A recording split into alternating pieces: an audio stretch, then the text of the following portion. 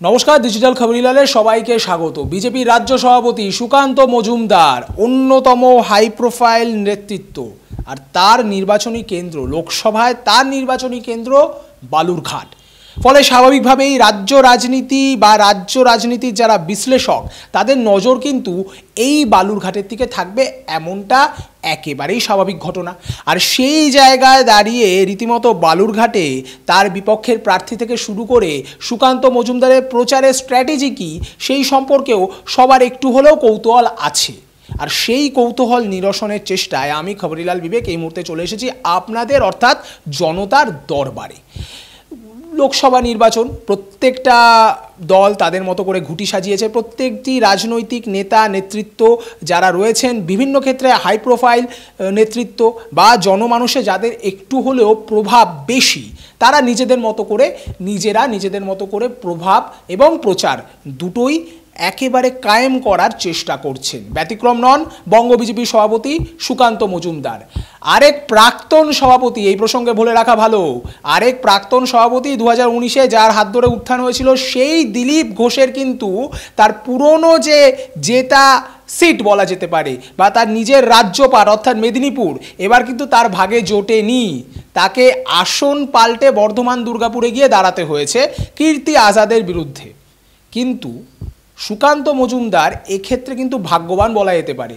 তিনি কিন্তু তার জেতা সিটেই এই মুহূর্তে প্রতিদ্বন্দ্বিতা করতে চলেছেন এবং এই মুহূর্তে তার প্রতিদ্বন্দ্বী হিসাবে যাকে ধরা হচ্ছে, মূল প্রতিদ্বন্দ্বী হিসাবে যাকে ধরা হচ্ছে, তৃণমূল কংগ্রেসের বিপ্লব মিত্র, তৃণমূল কংগ্রেসের বিধায়ক। এবং এই যে বালুরঘাট লোকসভা কেন্দ্র, তার অন্তর্গত যে 7টি বিধানসভা কেন্দ্র, মাফ করবেন, সেই বিধানসভা কেন্দ্রের মধ্যে অন্যতম হরিরামপুর, সেই হরিরামপুরের বিধায়ক বিপ্লব মিত্রই এবার তৃণমূল কংগ্রেসের তুরুপের তাস বিজেপির রাজ্য সভাপতি সুকান্ত মজুমদারের বিরুদ্ধে। তাদের মূল অস্ত্র এই বিপ্লব মিত্র। এবার বিপ্লব মিত্র এলাকায় তার কিন্তু যথেষ্ট প্রভাব পরিচিতি আছেন এবং গোটা এই যে বালুরঘাট এলাকাটিকে একেবারে নিজের হাতের তালুর মতো চেনেন, এমনটাই কিন্তু বলছেন সেখানকার রাজনৈতিক অভিজ্ঞ মহলেরা। ফলে লড়াইটাকে একটু শেয়ানে একটু রাজনৈতিক ইতিহাসের দিকে লক্ষ্য করি বা নির্বাচনের ইতিহাসের দিকে লক্ষ্য করি। 2014 সালে অর্পিতা ঘোষ, নাট্য ব্যক্তিত্ব, তিনি কিন্তু 1 লাখেরও বেশি ভোটে তার নিকটতম আরএসপির প্রতিদ্বন্দ্বীকে পরাজিত করে একেবারে তৃণমূলের জন্য এই আসন নিশ্চিত করেছিলেন। 2019-এ আবারও তৃণমূলের বাজি হয়েছিলেন সেই অর্পিতা ঘোষ, কিন্তু এবার বেড়ালের ভাগ্যে আর শিকে ছেড়েনি।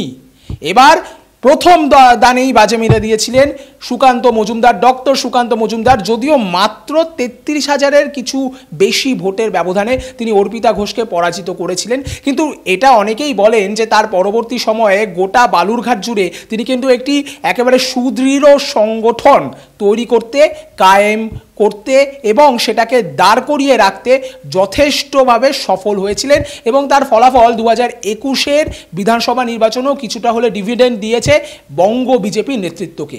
কি হয়েছিল সেইবার? 7টি যে বিধানসভা কেন্দ্র এই লোকসভা কেন্দ্রের অন্তর্গত, সেখানের মধ্যে 4টিতে জিতেছিল তৃণমূল কংগ্রেস, কিন্তু 3টিতে একেবারে যথেষ্ট আধিপত্য দেখিয়ে রীতিমতো জয় হাসিল করেছিল বিজেপি। ফলে বলা যেতেই পারে 2021-এর বিধানসভার নিরিখেও একেবারে শেয়ানে লড়াই তৃণমূল এবং বিজেপির মধ্যে।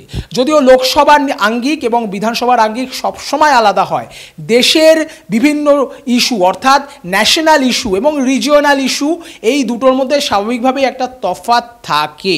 কিন্তু তা সত্ত্বেও নির্বাচনের ক্ষেত্রে আত্মবিশ্বাস প্রার্থী এবং প্রার্থীর সমর্থক তথা দলের নিচুতলা থেকে শুরু করে উপরতলার কর্মী সবার ক্ষেত্রে একটা যে আত্মবিশ্বাস, সেই আত্মবিশ্বাসে কিছুটা হলেও বাড়তি অক্সিজেন তো দেবেই এই 2021-এর রেজাল্ট। যদিও অনেক নিন্দুকেরা অবশ্য এটাও বলেন যে বিগত পৌরসভা নির্বাচনে নাকি নিজের ওয়ার্ডে এই লিড ধরে রাখতে পারেননি বিজেপির রাজ্য সভাপতি সুকান্ত মজুমদার।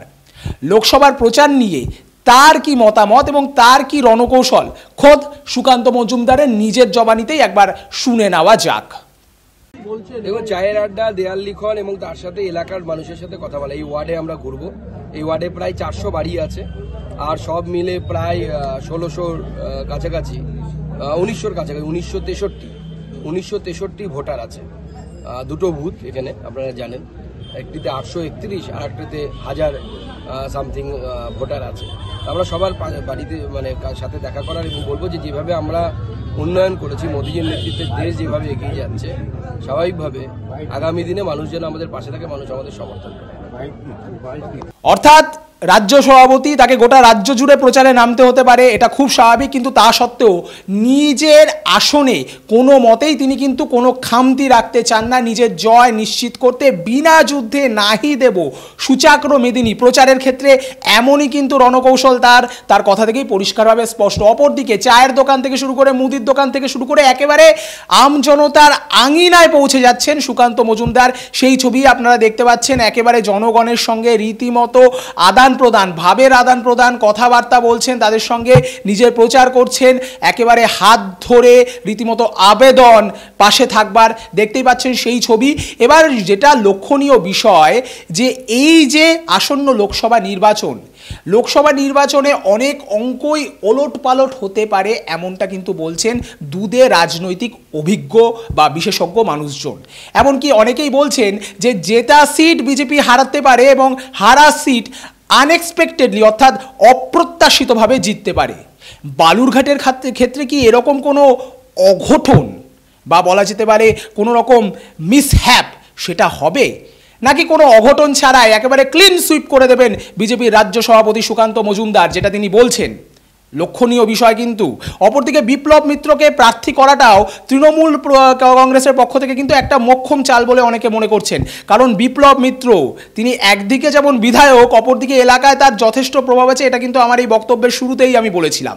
ফলে এলাকায় প্রভাব এবং সংগঠনে প্রভাব, এবং সবথেকে বড় কথা হলো গিয়ে বিভিন্ন ক্ষেত্রে শাসক দলের যেটা মাথা ব্যথার অন্যতম কারণ অর্থাৎ গোষ্ঠীদ্বন্দ্ব, সেই গোষ্ঠীদ্বন্দ্বকে অনেকটাই কন্ট্রোলে বা নিজের নিয়ন্ত্রণে নিয়ে আসতে পেরেছেন বিপ্লব মিত্র, এমনটাও কিন্তু অনেকে বলেন। ফলে বালুরঘাটের ঘাটে ঘাটে বিপ্লব মিত্রের জল খাওয়া মানসিকতা কতটা ডিভিডেন্ড দেয় বিপ্লব মিত্র এবং তার দল তৃণমূল কংগ্রেসকে এই 2024-এর নির্বাচনে, সেটাও লক্ষণীয় বিষয়।